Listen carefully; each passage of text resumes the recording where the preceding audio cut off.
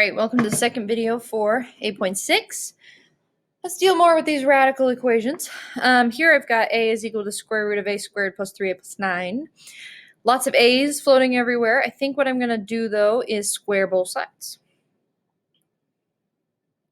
Because it's okay to square the a as well. So I've got a squared is equal to a squared plus 3a plus 9.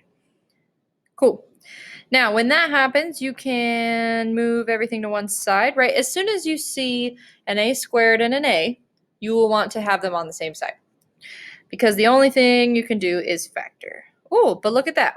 When I try to do that, I end up getting no more a squareds, which is lovely. So minus 9. You get minus 9 equals 3a. In other words, negative 3 is equal to a. We'll go ahead and check extraneous solution there. Negative 3 is equal to, I already know this isn't going to work. You see that? Negative 3 is equal to the square root of, but I can go ahead and continue just in case. Plus 9. Let's see. That would be a positive 9. That would be a negative 9. That would be a positive 9. These two cancel. The square root of 9 does not, in fact, equal negative 3. So that's a problem. Oops. In this case, my answer is garbage. It does not exist. So make sure you're always checking for those extraneous solutions. All right, the second one here is probably the most complicated version of this. If it's not because of the two radicals we saw in the last video, having two radicals actually works out pretty well. The problem is the addition of two radicals. When you add two radicals together, you have to treat it like a binomial. Okay, you have to treat it like a very large binomial. And when we try to square binomials, we see it can get very big. So if you could stick along with me as best you can, then basically try to stick along with me as best you can. So what I'm going to do is I'm going to square both sides to get rid of those radicals. All right, I'm going to square both sides, and then we're going to go step by step. So over here, we have, a pretty easy 4, right? 2 squared, it's just 4. But let's look at this radical plus a radical squared. I'm going to treat this as if this was a plus b squared. Okay, this is a little mental trick you can do for yourself. You can say, all right, I'm going to go write this over here so I don't forget what I do. A is this radical, and b is this radical. Okay, then I'm going to forget that for a moment, and I'm just going to pretend this says a plus b squared. How do we do a plus b squared? We do a plus b times a plus b. All right, here we have a times a is a squared. That would be an ab. That would be an ab. And that would be a b squared. And then what I see is I can combine those two middle guys into 2ab plus b squared. And all of this is still going to equal 4. No more to do. I'm going to go ahead and replace what I took out. So this is an idea. My brain is saying this thing equals a. Now I'm going to go back and put that thing in. Let's see. So I had the square root of 5x plus 6 is a. So now I have the square root of 5x plus 6 squared plus 2 times the square root of 5x plus 6. So for every a, I'm subbing back in that other equation.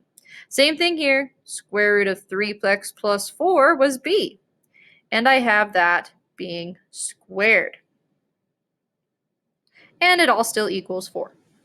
Okay, looking good. Now we can do some radical moves. These guys are going to cancel. I'm going to be left with 5x plus 6 plus 2 times.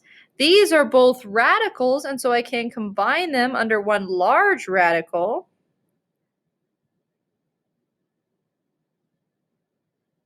There we are. And again, these are going to cancel. We get 3x plus 4. And again, it equals 4. All right, looking good so far. Let's go ahead and combine some like terms now. We have 5 and 3x gives us 8x. I don't want to combine this 2 with anything because he's still connected to this radical. But I can combine 6 and 4 is 10 plus 2 square root. Let's multiply out this FOIL as well. We get 15x squared plus 20x plus 18x plus 24. And then we'll keep this all the same. X plus 10 plus 2 square root. Combine those two like terms. We're going to get 38. Whoops. Pardon me. Square plus 38x plus 24 equals 4. All right, this next thing I'm going to do is an elected move. I'm noticing that absolutely every single term is even, and so I'm going to divide by 2 to every single term. And really, that's a term.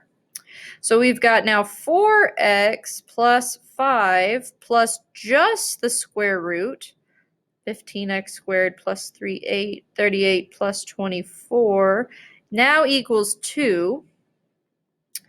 Okay. No more to do here, so I'm going to try and get rid of this other radical now. I'm going to start moving things to the other side. So minus 4x, minus 4x, minus 5, minus 5. Let's go ahead and head up here and in another color so we know that it is, in fact, the same. Let's just copy paste it real fast. So we end up with, whoops, the square root of 15x squared plus 38x plus 24 equals negative 4x minus 3. All right, now how do you get rid of a radical? We're going to square it again. And now we have another binomial squared.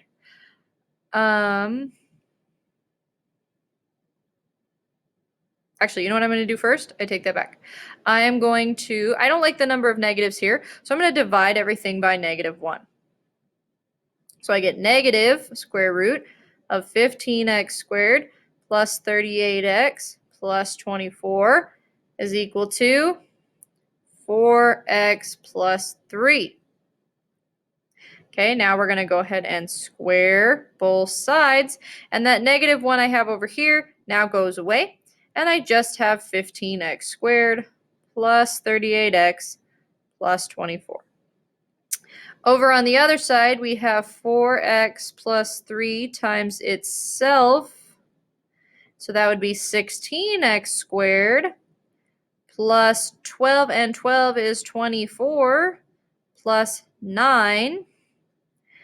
Now I'm going to go ahead and simplify by putting everything to one side. So minus 15x squared gives me x squared. Minus 15x squared gives me x squared. Minus 38x. 38 minus 24 is negative 14x. Minus 24 minus 24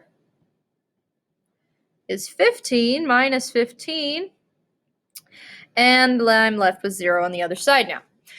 Now we're finally down to a quadratic problem. I can go ahead and factor this into x minus 1, x minus 15. So, nope, just kidding. Not 115. Actually, the 1 would be positive, so that when I multiply, I get negative 15, but I add, I get negative 14. X plus 1 is equal to 0. X minus 15 is equal to 0. In other words, x is equal to negative 1, or x is equal to 15. 2 answers achieved. Before we do anything else, though, let's go double check those real fast. We'll go back up here to the original equation. Do it in green. Plug in a negative here, and you get 5 times negative 1 plus 6 plus 3 times negative 1 plus 4, that would be 1 plus 1 is in fact 2. Check. This 15 one I'm going to go ahead and do on the calculator. 5 times 15 is 75 plus 6 is 81. The square root of that is 9.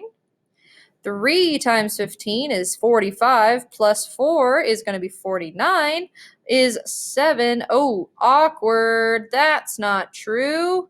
In this case, it was not the negative 1 that was the extraneous solution. In fact, our answer, after everything all said and done, is just x equals -1. Whoa, goodness gracious. This problem is the coup de grace of really all problems you have ever done. Let's look at this one more time. Just slowly and go back over everything that just happened. We started with substitution. We started with binomial times a binomial, something we do very, very quickly in algebra. Then we applied rules of radicals. Then we did some more binomial times a binomial, and we combined like terms.